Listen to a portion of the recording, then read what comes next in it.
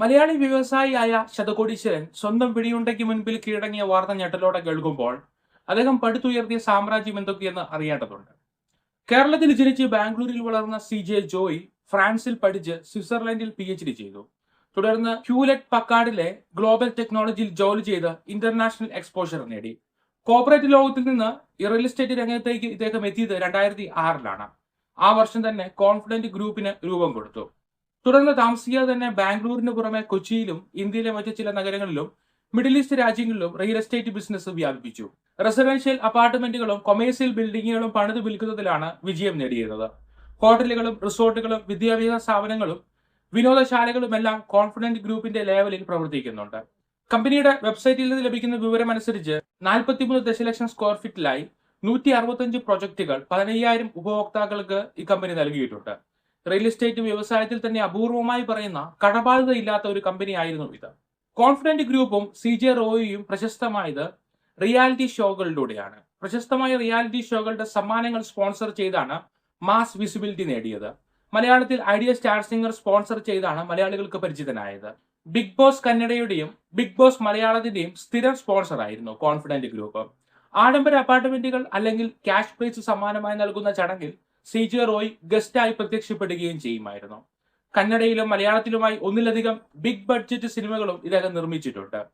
വലിയ ദീർഘവീക്ഷണത്തോടെ real estate ബിസിനസിനെ സമീപിച്ചിരുന്ന ആളാണ് ഇദ്ദേഹം. ബാംഗ്ലൂരിലെ ഇലക്ട്രോണിക് സിറ്റിക്കും വൈറ്റ് ഫീൽഡിനും മധ്യയുള്ള സ്ഥലമാണ് സർജാപൂർ. ആടുകൾ മേയുന്ന ഈ കുഗ്രാമത്തിൽ ഇദ്ദേഹം സ്ഥലം വാങ്ങിയത് ഏക്കറിന് 6 ലക്ഷം രൂപ വീതം നൽകിയാണ്. അതായത് സെന്റിന് 6,000 രൂപ. അവിടെ അപ്പാർട്ട്മെന്റ് സമുച്ചയങ്ങൾ പണിതുയർത്തി. ഇന്ന് അവിടെ സെന്റിന് 18 ലക്ഷം രൂപയാണ് വില. അതായത് 300 ഇരട്ടിയിലധികമാണ് വില വർദ്ധിച്ചിരിക്കുന്നത്. റോയിയുടെ വ്യക്തി ജീവിതത്തിലേക്ക് എത്തുമ്പോൾ ആഡംബര കാറുകളിലായിരുന്നു ഇദ്ദേഹത്തിന്റെ craze. Rolls Royce, Bentley, Mercedes Benz, Lamborghini, Bugatti ഉൾപ്പെടെയുള്ളവയുടെ വിവിധ ശ്രേണിയിലുള്ള ആഡംബര കാറുകളുടെ ഒരു വലിയ നിര തന്നെ ഇദ്ദേഹം സ്വന്തമാക്കിയിരുന്നു. 10 കോടി വില വരുന്ന Rolls Royce Phantom 8, Bugatti Veyron എന്നീ കാറുകളൊക്കെ മാധ്യമ ശ്രദ്ധ നേടിയിരുന്നു. മുംബൈയിലും ദുബായിലും അമേരിക്കയിലെ ലോസ് ആഞ്ചലസിലും ഉൾപ്പെടെ ആഡംബര സൗധങ്ങളും കലാശേഖരങ്ങളും ഇദ്ദേഹത്തിനുണ്ട്. ഒരു Gulfstream G650 private jet ഉള്ളതായും പറയപ്പെടുന്നു. ഇത്ര വലിയ സമ്പന്നനായിരുന്നിട്ടും ആഡംബര ജീവിതം നയിച്ചിട്ടും ഇന്റർവ്യൂകളിൽ അദ്ദേഹം തന്റെ ജീവിത ആരംഭത്തിലെ ചെറിയ ജോലികളെ കുറിച്ചും അദ്ദേഹം നടത്തുന്ന ക്ഷേമ പ്രവർത്തനങ്ങളെ കുറിച്ചും വാചാലനാകുമായിരുന്നു. ഹൃദയ ശസ്ത്രക്രിയ ചെയ്യേണ്ടിയിരുന്ന നിരവധി രോഗികൾക്ക് സാമ്പത്തിക സഹായം ചെയ്തിട്ടുണ്ടെന്നും കേരളത്തിലെ വെള്ളപ്പൊക്കാനന്തരം 100 വീടുകൾ വെച്ച് നൽകിയെന്നും ഇദ്ദേഹം പറഞ്ഞിട്ടുണ്ട്.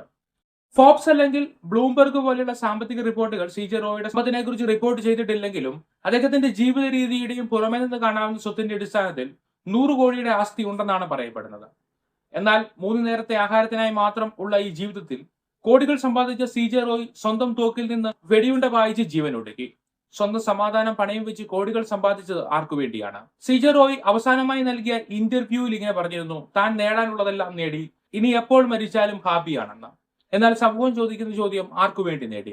ഒരു മനുഷ്യൻ തന്റെ ഹ്രസ്വകാല ജീവിതത്തിൽ ആഡംബര ജീവിതം നേടിയാലും തനിക്ക് ആവശ്യമുള്ള ഒരു കാറിന് പകരം ആഡംബര കാറുകളുടെ വലിയൊരു നിര തന്നെ നേടിയാലും എന്ത് പ്രയോജനം എന്ന ചോദ്യമാണ് ഈ സംഭവം ഉണ്ടാകുമ്പോൾ മനസ്സുകളിലേക്ക് എത്തുന്നത്.